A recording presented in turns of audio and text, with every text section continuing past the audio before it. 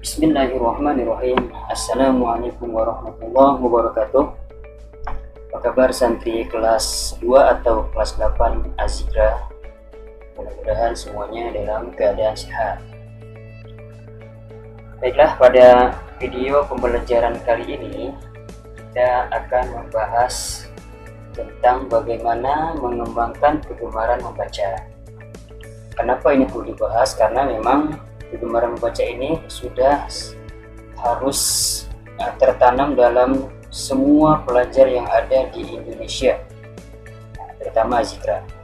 Karena kalau sudah gemar membaca, maka akan diperoleh pengetahuan dan ilmu-ilmu atau wawasan-wawasan yang baru dan semakin mencerdaskan kehidupan bangsa juga. Amin. Baiklah, pada pembelajaran kali ini ada peta konsep pembelajaran yang akan kita bahas, yaitu pembahasannya mengenai buku fiksi dan buku non-fiksi. Kemudian dari buku fiksi dan non-fiksi ini kita akan mengenali informasi dalam buku fiksi dan non-fiksi. Kemudian ada peta konsep isi buku fiksi dan isi buku non-fiksi. Kemudian kita juga akan mencari tahu unsur-unsur penting yang terdapat dalam buku fiksi dan buku non-fiksi. Nah, pada bagian akhir akan ada penugasan atau tugas yang harus dikerjakan santri di Google Classroom. Mengenali informasi dalam buku fiksi dan buku non-fiksi. Buku, seperti yang sudah santri ketahui bersama, bahwa buku adalah sumber ilmu pengetahuan, karena dengan membaca buku kita akan menambah wawasan kita, ilmu kita menjadi bertambah, pengetahuan kita menjadi luas, seperti itu ya.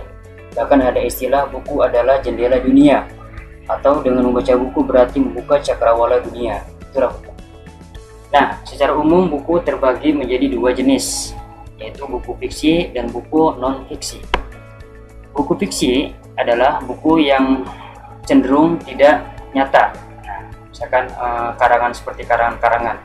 Kalau buku non-fiksi bersifat ilmiah atau sesuai dengan penelitian. Karakter yang digunakan dalam buku fiksi berdasarkan kehidupan nyata dan sesuai dengan kaidah penulisan. Maksudnya kehidupan nyata di sini referensinya, tapi biasanya dikombinasikan dengan bahasa-bahasa kiasan. Nah, dan bersifat subjektif dan konotatif. Contohnya novel, cerpen, drama, dongeng, dan lain sebagainya.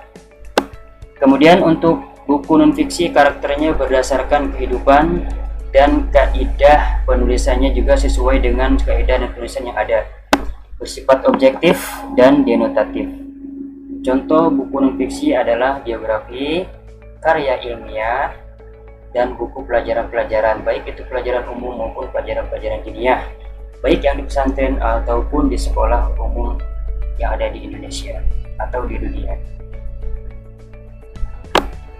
Nah, ketika kita memiliki buku atau kita akan membaca sebuah buku dan kita ingin mencari tahu informasi yang ada dalam buku itu, maka ada teknik cara mencatat informasi dalam buku.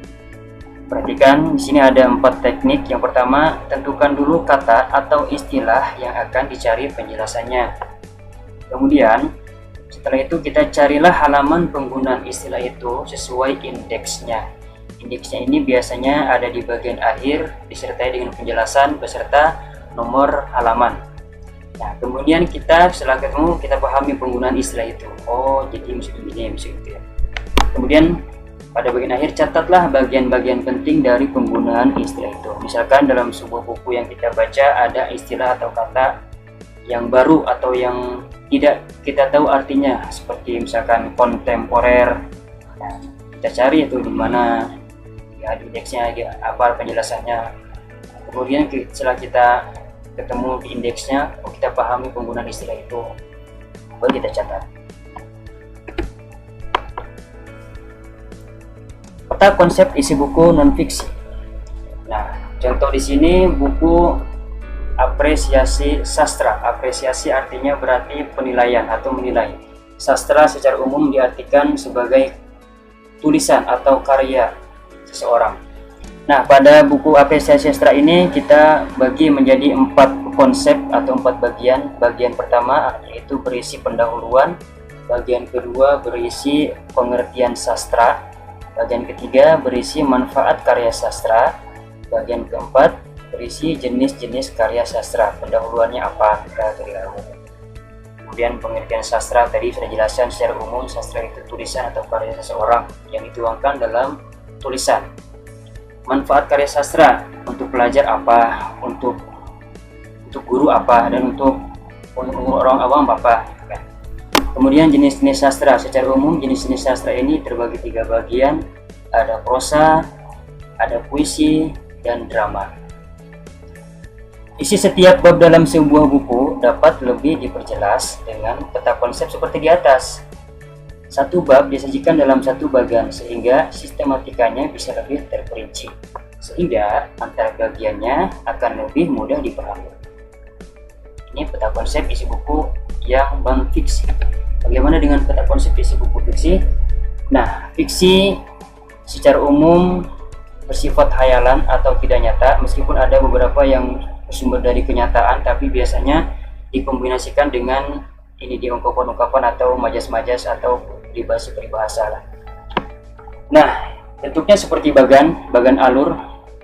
Jadi pada bagan ini ada 5 bagian. Yang pertama ada orientasi, kemudian yang kedua ada komplikasi, yang ketiga ada klimaks, yang keempat ada resolusi, yang kelima ada koda atau penutup. Orientasi seperti yang sudah para santri ketahui bersama berisi pengenalan. Pengenalan di sini bisa berupa tokoh atau karakteristik tokoh, bisa juga latar waktu dan tempat. Kemudian supaya cerita ini menarik, maka ditampilkan atau dituangkan komplikasi-komplikasi atau masalah-masalah yang dihadapi tokoh-tokoh.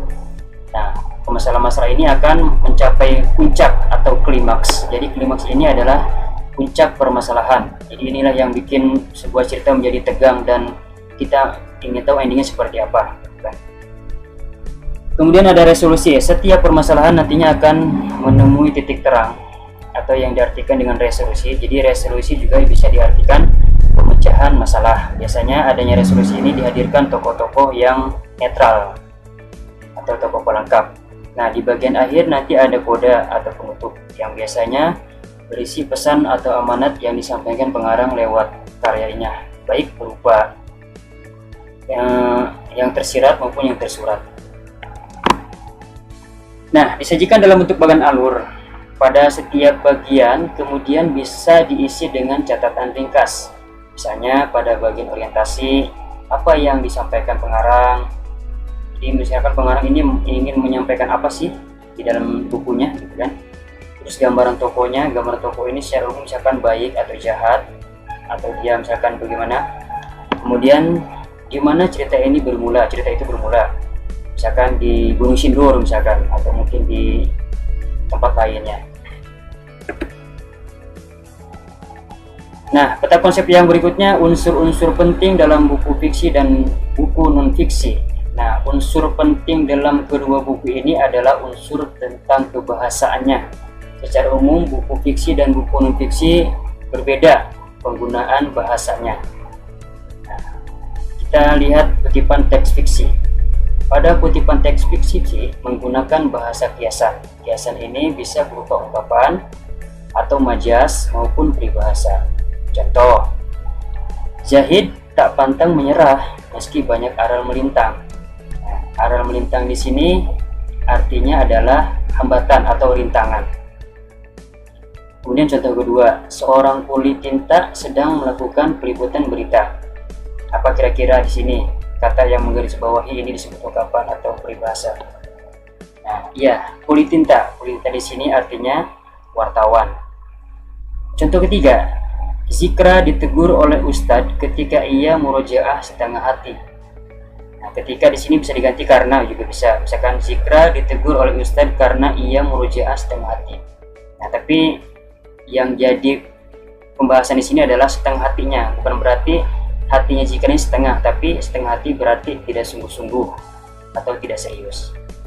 Ini ungkapan atau bahasa kiasan yang digunakan dalam kutipan teks fiksi.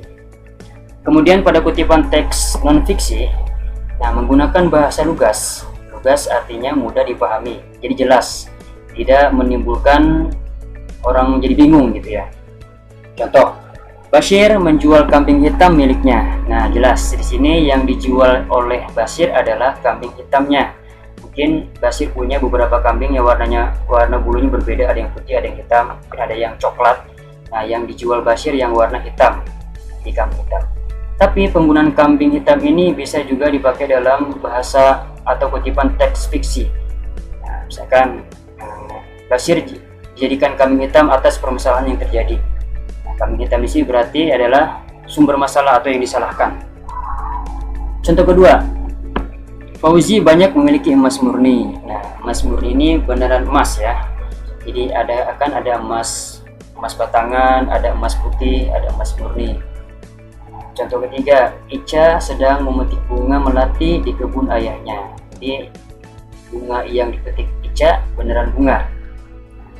Beda artinya dengan bunga bang atau bunga bunga bangkai gitu ya.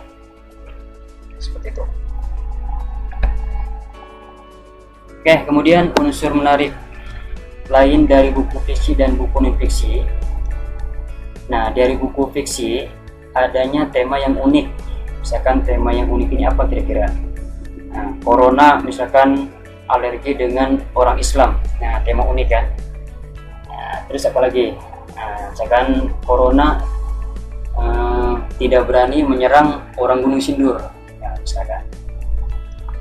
Oke, unsur menarik lainnya dari buku fiksi adalah tokoh yang menawan. Artinya tokoh menawan ini bisa gambaran tokohnya baik, sudah baik, ganteng pula, misalkan sudah ganteng pula, dermawan pula, kan, tokoh menawan. Begitu, selain dari ketiga karakteristik tadi, misalkan tidak gampang marah, tidak pernah marah. Nah, kemudian ada unsur menarik lainnya yaitu alurnya yang menegangkan. Jelas, jadi ini adalah salah satu kunci sebuah buku fiksi. Tanpa alur yang tegang, jadi sedikit orang jadi tertarik sama bacaan punya. Kemudian ada deskripsi tokoh. Nah, deskripsi tokoh ini berarti gambaran tokoh tadi. Bisa ini ada kaitannya dengan tokoh yang menawan tadi. Misalkan deskripsi tokohnya orangnya tinggi, gitu kan, matanya putih bulat. Kemudian unsur menarik lainnya dari buku fiksi adanya amanat yang menyentuh. Jadi amanat yang menyentuh ini mungkin bisa ketika orang baca karyanya, jadi dia berubah, gitu kan, jadi tersentuh karena apa yang disampaikan pengarang lewat karyanya. Kemudian unsur menarik dari buku non-fiksi adanya topik yang dibicarakan. Nah, jelas yang saat ini sedang ramai dibicarakan tentang wabah COVID-19 atau Corona. Jadi hampir 200 negara di dunia terkena wabah ini atau lebih ya. Jadi ini topik yang sedang hangat dibicarakan di seluruh negara.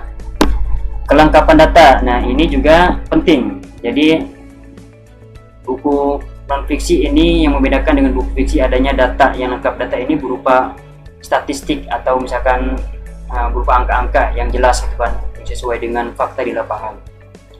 Kemudian ada kelogisan argumen. Logis argumen ini berarti pendapatnya masuk akal, gitu kan. Misalkan gimana? Orang ada yang jatuh dari lantai 10, jadi patah kaki atau dulanya lumpuh. Nah, itu kan masuk akal. Tidak mungkin orang jatuh dari lantai 10 tidak kenapa-napa, pasti ada yang cedera ya. Nah, sampailah kita di bagian akhir. Jadi pada bagian akhir ini para santri akan ada tugasnya 2 soal saja, tapi setiap soal masing-masing 5 bagian. Jadi soal yang pertama, santri diminta membuat 5 kalimat yang menggunakan bahasa kiasan dan disertai maksudnya, seperti tadi itu bunga bangkai apa artinya, atau bunga bang apa artinya. Kemudian soal kedua, santri juga diminta membuat 5 kalimat yang menggunakan bahasa lugas dan disertai maksudnya. Bahasa lugas ini bahasa yang dimengerti. Nah, misalkan penggunaan kata kepala dalam makna lugas adalah kepala ikan emas itu berwarna putih, misalkan, kan jelas ini kepala ikan. Berbeda artinya ketika kepala ini digunakan dalam kalimat yang mengandung kiasan, misalkan kepala batu. Nah, berarti kepala batu ini keras kepala atau susah diatur. Nah, ini saja penjelasan dari video kali ini. Mudah-mudahan bisa dipahami dengan baik. Apabila ada pertanyaan, silakan diajukan pertanyaannya melalui kolom komentar di Google Classroom atau Classwork. Mudah-mudahan semuanya bisa dipahami dan kerjakan tugasnya tepat waktu. Kurang dan lebihnya mohon maaf. Wassalamualaikum warahmatullahi wabarakatuh.